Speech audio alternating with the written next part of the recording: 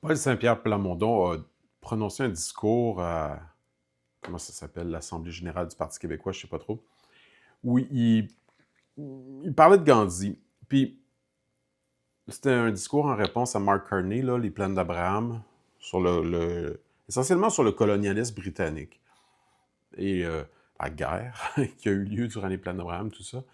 Et Et j'ai trouvé ça vraiment bizarre comment plusieurs commentateurs, supposément experts politiques, levaient les yeux au ciel en disant « Mais voyons, il est complètement déconnecté, Paul Saint-Pierre Plamondon. Il parle il nous compare à Gandhi. Hey, sérieux?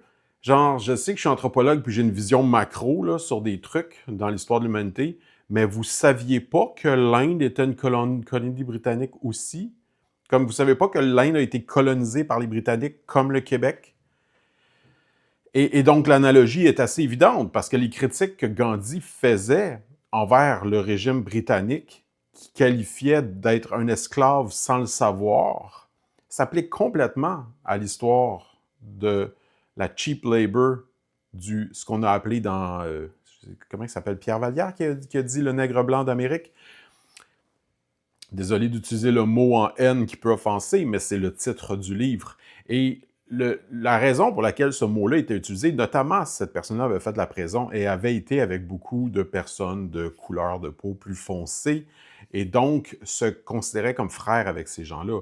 Et il remarquait comment qu'eux étaient assujettis, notamment aux États-Unis, par rapport à la République américaine, qui est le petit frère de l'Angleterre, et comment ça ressemblait à comment les francophones étaient sous l'Empire britannique au Canada, qui est peut-être le plus grand frère de l'Angleterre. Comme l'Angleterre, c'est le grand frère, le Canada, c'est le moyen, puis les États-Unis, c'est le cousin, je ne sais pas, c'est pas important. Et donc, oui, évidemment qu'on peut parler des méthodes britanniques, on peut en parler au Kenya aussi, on peut en parler à plusieurs endroits. Et je pense qu'il y a quelque chose de fondamentalement raciste dans l'espèce d'idée qu'on ne peut pas se comparer aux Indiens ou aux Kenyans. Puis je pense que c'est juste parce que notre couleur de peau est plus pâle.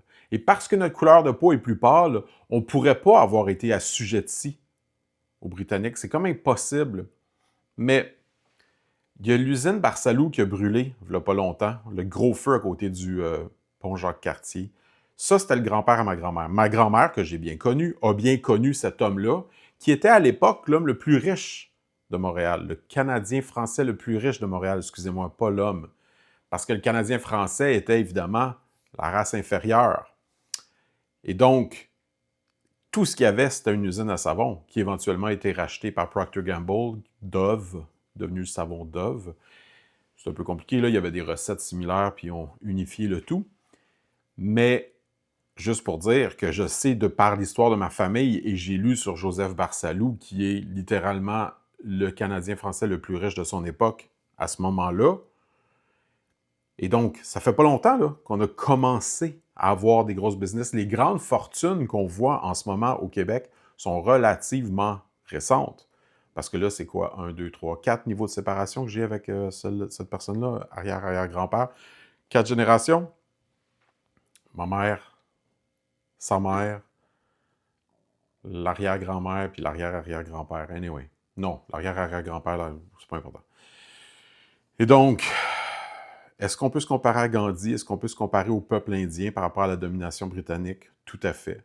Je pense que la seule différence, c'est que le Canada, historiquement, vous ne le savez peut-être pas, mais Canada, c'était un mot qui voulait dire village. Et donc, quand les gens de la Nouvelle-France sont arrivés ici, ils ont appelé ces terres-ci le Canada parce qu'on avait pointé la terre en disant « ça, c'est le village ».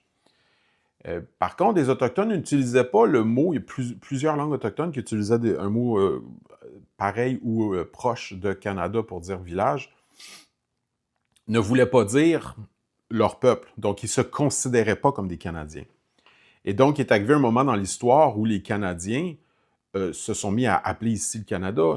Et donc, les Canadiens, c'était les gens de la Nouvelle-France. Et c'était interchangeable. Parce que les Premières Nations, comme je disais, ne se nommaient pas comme ça. Et il y avait juste les Canadiens français qui se nommaient comme ça. Après la conquête de l'Angleterre, une des stratégies marketing, si on veut, de l'Angleterre, ça a été de prendre le nom Canada pour tout unifier. Et donc, un peu comme on a vu souvent le Parti libéral mettre des francophones en place de premier ministre pour mieux justement calmer et assujettir la population française. Il y a eu un paquet de stratégies là-dedans. Bref, on a cohabité avec ces Britanniques-là, ce qui est quand même relativement différent de l'Inde où ça a surtout été colonisé un peu plus de loin. Donc, c'est sûr qu'il y a des différences et c'est sûr que du point de vue de l'Empire britannique, le Canada est supérieur à l'Inde parce qu'il est plus blanc. Encore une fois, une forme de racisme très de base, là, couleur de peau, là, simple. Et donc, le racisme duquel je parle en ce moment, c'est tous les gens qui pensent que c'est complètement déconnecté de la réalité de comparer l'histoire du colonialisme de la Nouvelle-France avec celui de l'Inde, deux colonies britanniques. Autrement dit, tous les gens qui pensent qu'on ne peut pas comparer deux colonies britanniques, essentiellement parce qu'il y en a qui sont des descendants d'Européens et l'autre pas, le font essentiellement par racisme, parce que évidemment que les mécanismes politiques d'assujetion, whatever, de mettre sous le joug, de contrôler une population qu'on juge inférieure, qui est encore en fait, qui est encore plus précisément la définition du racisme, n'est impossible que parce que on est blanc, right? Donc, si parce que tu es blanc, tu ne peux pas comprendre des affaires, tu es en train de dire que parce que tu es blanc, tu es inférieur. Inversement, si tu dis parce que tu es blanc, tu ne peux pas avoir vécu une discrimination, tu es en train de faire une discrimination sur le fait que je suis blanc. Des mots qui ne veulent rien dire. Je vais finir avec cette anecdote-là. À peu près 1952, quand le Dominion du Canada est devenu véritablement un pays, je pense qu'il s'appelait MacDonald ou Mackenzie, je pense qu'il s'appelait le premier ministre de l'époque du Canada, a parlé de l'union de deux grandes races, les Français et les Anglais. C'était de même qu'on parlait des races à l'époque. Et cette espèce de nouvelle tendance à constamment imaginer que c'est pas possible pour un blanc de vivre une forme de colonialisme, là, c'est juste stupide. Je dis pas que c'est exactement ça que les commentateurs ont dit, mais quand ils disent que ça fait aucun sens de comparer le peuple québécois qui a été colonisé par l'Empire britannique à une autre colonie britannique et un leader de leur mouvement d'émancipation, Gandhi, soit vous pensez que Gandhi, c'est pas un humain, ou soit vous pensez que nous, on n'est pas une colonie britannique. Dans les deux cas, vous avez tort.